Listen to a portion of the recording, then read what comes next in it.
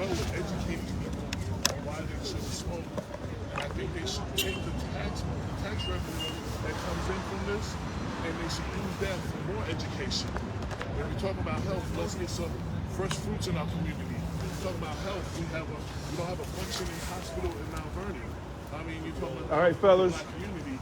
I think these are some of the things that we should be talking about. I think this is a waste of legislation to be honest. Great. Thank you so much for taking the time. Oh, and I don't advocate smoking. I just want to be clear with you. I just don't think it's fair.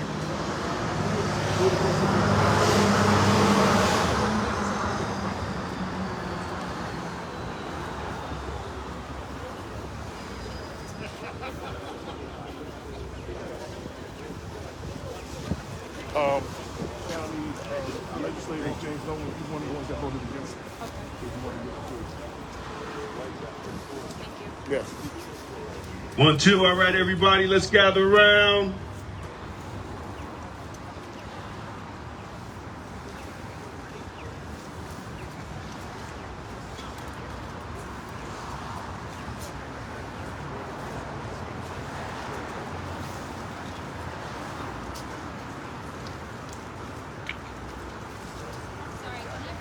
Yep, come on, come on.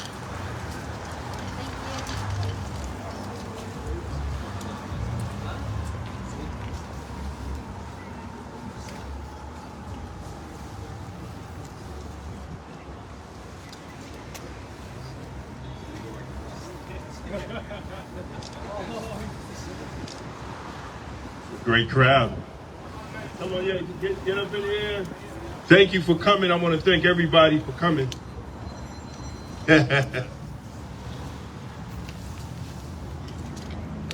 Good morning, everybody. My name is Damon Jones. I am the publisher of Black Westchester magazine. I am also the New York representative of Blacks in Law Enforcement of America. And I stand here today with the Westchester community, with working people, with people that are invested in the Westchester community. And recently, the county legislators passed a legislation called the menthol ban. And from first, let's say this, from a person that comes from the community of color, this menthol ban is biased because they know that 80 to 90% black people smoke menthol cigarettes and 80 to 90% of white people smoke non-menthol. We're not saying that we shouldn't care about black people's health, but if you're gonna ban cigarettes, ban them all. Let's be fair about this. And menthol is not the additive that is addictive, is nicotine. So they are also putting out a false narrative on why they're banning it. And they also have the mitigated goal to say that black people's melanin makes them more receptive to nicotine, which is not true. We do not need quack doctors making excuses to pass this ban. That is not good. Also, we also understand that New York State is the #1 state in black market cigarettes. They're the #1 state out of all the 50 states. 60% of all cigarettes sold in New York is from the black market. 80% of all the cigarettes sold in New York City is black market. That is documented. We're saying this is going to increase the demand for black market cigarettes. It's not going to decrease. Thank you, sir. It's not going to decrease. It's going to increase. And now that they made marijuana legal, they're going to create a new hustle on the street, which is selling black market cigarettes. The next thing is they say, well, you know what? Nobody is going to be arrested for smoking cigarettes. But the arrest is not smoking. It's the encounter. It creates the encounter no different than when marijuana was illegal and a police officer pulls a young black man over and he says, I smell marijuana. It gives him the excuse to go and search his vehicle. This is going to be the same thing with cigarettes if they smell cigarette smoke. it creates the encounter with police. 3 times, Gwen Carr, the mother of Eric Gardner, came here to Westchester and voiced her opinion and warned them not to pass this bill. Eric Gardner, he died. Why? Because they thought he was selling Lucy cigarettes. We do not need no more Eric Gardners in Westchester County. We do not need no more Eric Gardners in the state of New York. As moving forward, going on, we have to understand, look at all these people here. It's going to affect their livelihood. And for some legislators to say, well, you know, if not selling cigarettes is going to affect your business that much, you have a bad business plan. What elected official will say that to hardworking people that pay their taxes in Westchester County? This is very insensitive. So we're standing here to send a message to George Latimer to veto this piece of legislation. This piece of legislation is not fair, it's biased, it harms minority businesses, it harms minority workers, it harms union workers that support the Democratic Party. So I am honored to stand with these gentlemen here, and ladies, but to speak, I am honored to stand. First to speak is Louis Picante, president of the Teamsters, Local 456. Thank you, sir. Thank you. I just want to say, on the way over from Elm Street, New York, we made a stop. It took us 15 minutes to get here today to go buy a pack of menthol cigarettes. That's all it takes, is 15 minutes to go buy a product that Westchester is looking to ban. My name is Louis Picani. I'm the president and principal officer of Teamsters Local 456, which represents over 5,000 members from Lower Westchester to Buffalo, New York. I stand here today with brothers and sisters of the great Teamster organization, including Michael Smith, president of Local 810, who represents many of the workers in the tobacco industry. On behalf of our Joint Council 16, President Tom Jeswaldi, who represents over 120,000 Teamster members, we stand here today to support our brothers and sisters whose jobs are in jeopardy. The question I want to ask the Board of Legislators who voted in favor of this ban: did any of you do your due diligence and study the impact or the consequences it holds? I spoke to one legislator who commented to me that they didn't agree with the ban, but they were voting in favor as to support their co-board members. So now we're voting on bills to satisfy each other and not doing what's right for the community. That's a Teamster right there. This bill will hurt many of our brothers and sisters of the Teamsters Union who will be forced out of work. This is a domino effect, as local business owners will lose revenue. The residents of Westchester will be forced to absorb the loss of millions of dollars in taxes, and will criminalize those who choose on their own to smoke menthol cigarettes. Let's put our efforts into educating the public about the harm of smoking tobacco, instead of putting our efforts into crushing working men and women's abilities to provide for their families. Let it be known to everybody, when you attack one Teamster member, you attack the whole 1.3 million brothers and sisters of the great International Brotherhood of Teamsters. That's right. I urge the County Executive, George Latimer, to veto this bill. Thank you. That's right. And you know how it goes. When you harm one union, all the other unions come behind.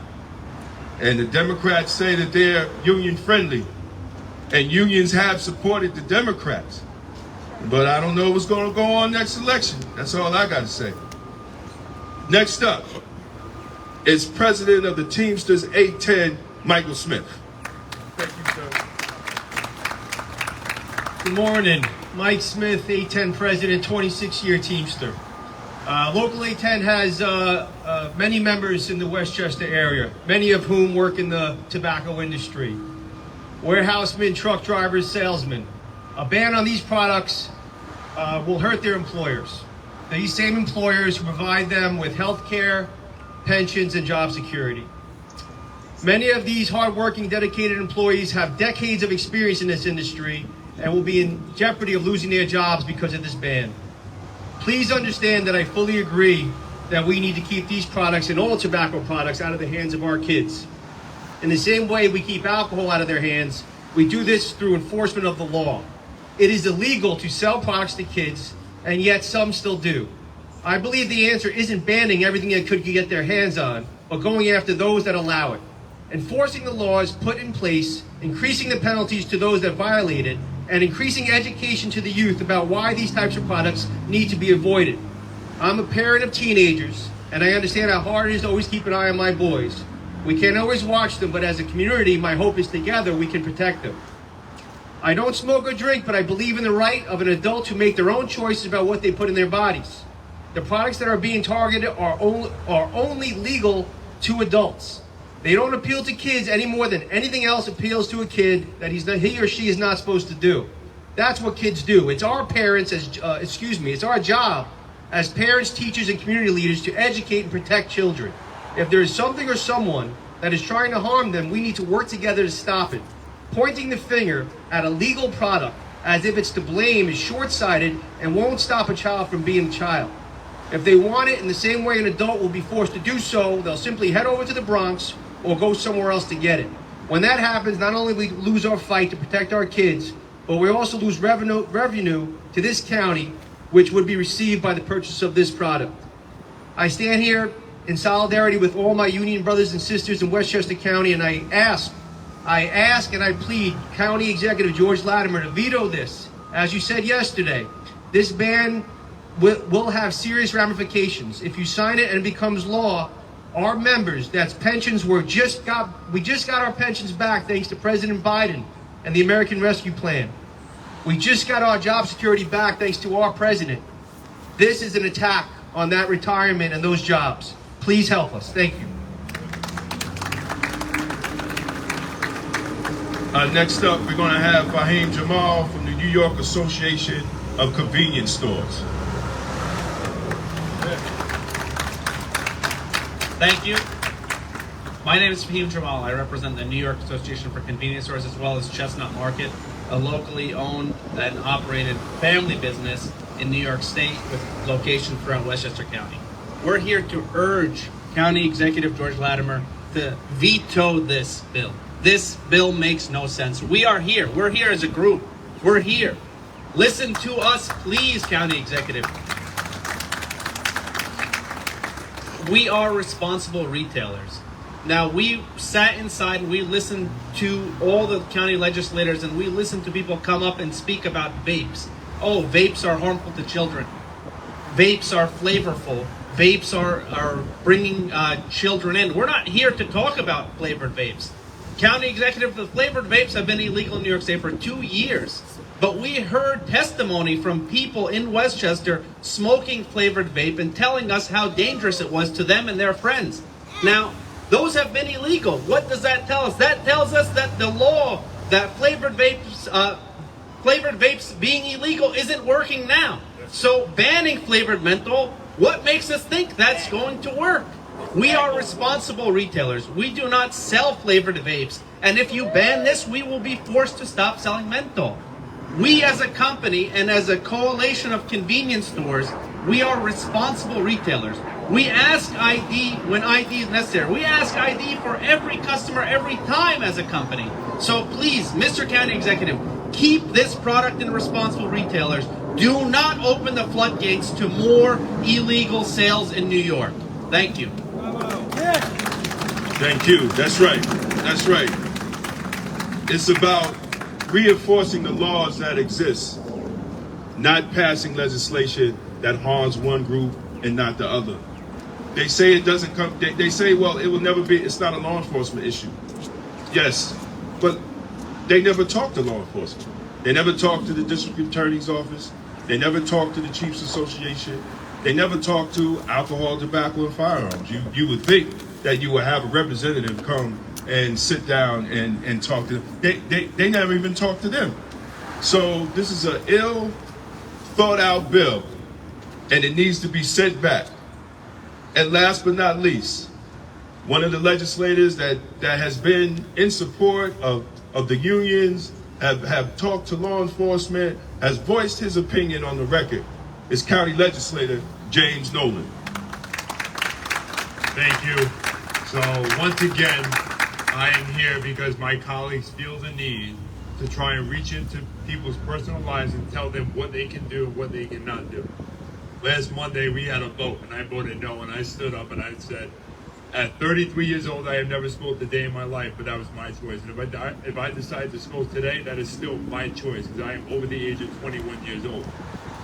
I said up until this point, law enforcement was not consulted, unions were not filled in. They ignored everybody else and only listened to one side because it's all about a political agenda. This political agenda is led by the majority leader, Christopher Johnson, and this needs to come to an end. Because every day they're pushing these progressive laws, and these progressive laws are hurting the working force and the businesses that we go to every year for support for our election. Last week I stood there and I said, remember next year, we're running for re-election. If you vote yes on this, do not ask them for support. Do not ask them for money because you took it out of their pockets. And you know what? I am a Teamster myself. I get in the back of a garbage truck every single day, and I will not vote for a law that's going to put my fellow members out of work and out of business. I am asking my friend and my colleague, County Executive George Latimer, to veto this law. We are heading into a recession. It's happening if it's not already here. We're going to lose almost $2 million in tax revenue. Businesses are going to suffer and possibly shut down. And this cannot happen.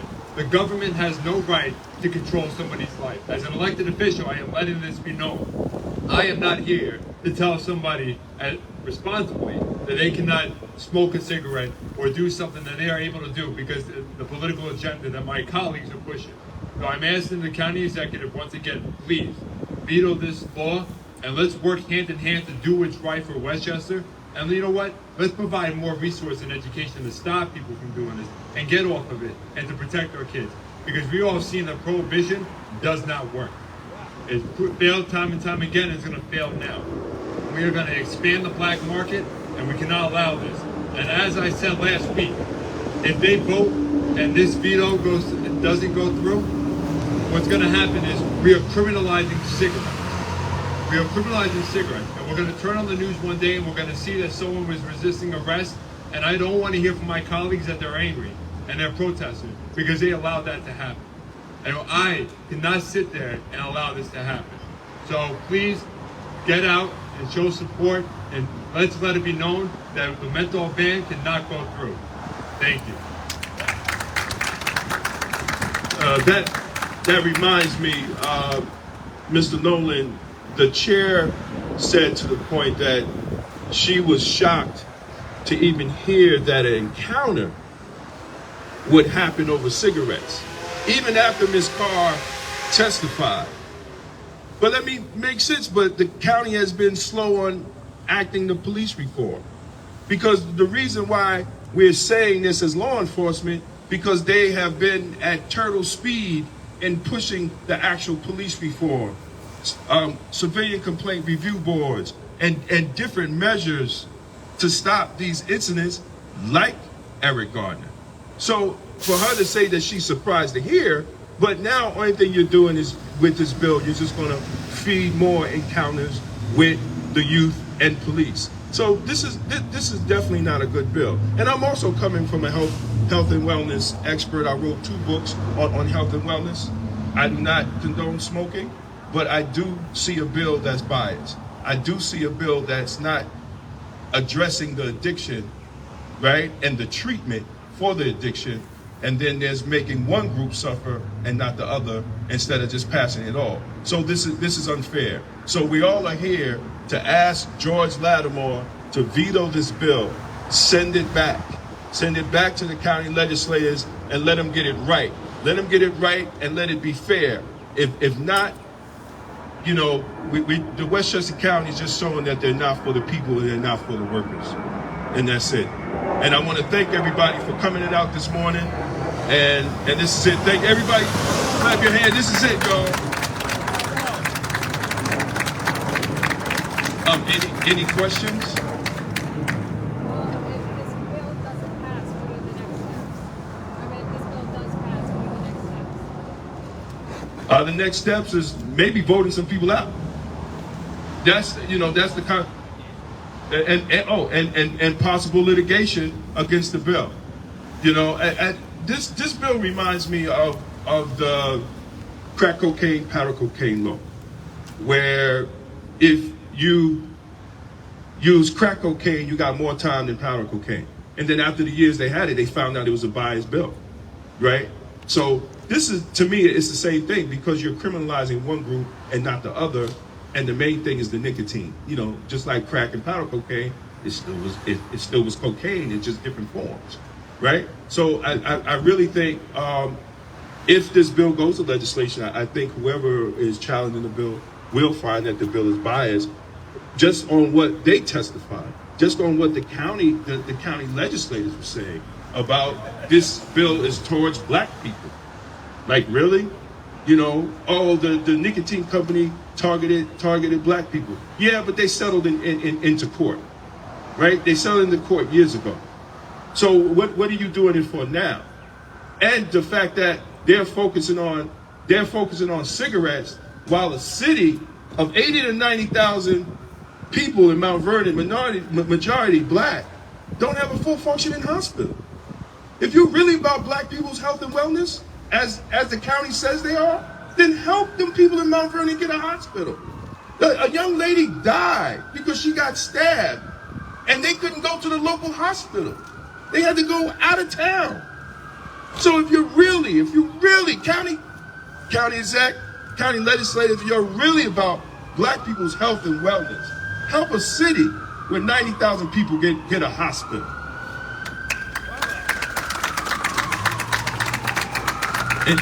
Any more questions? Thank you. Thank everybody.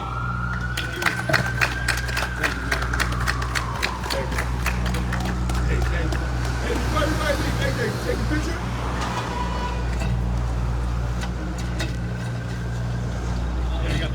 Yeah. We just, all right.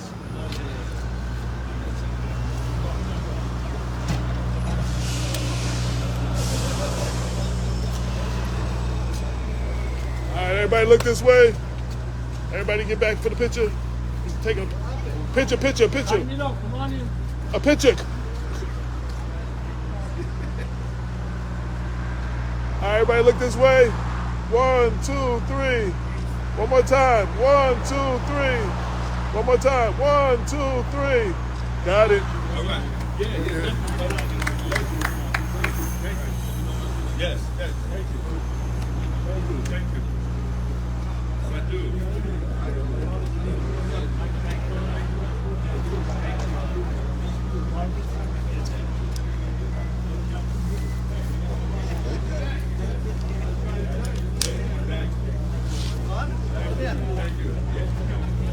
Take the photo.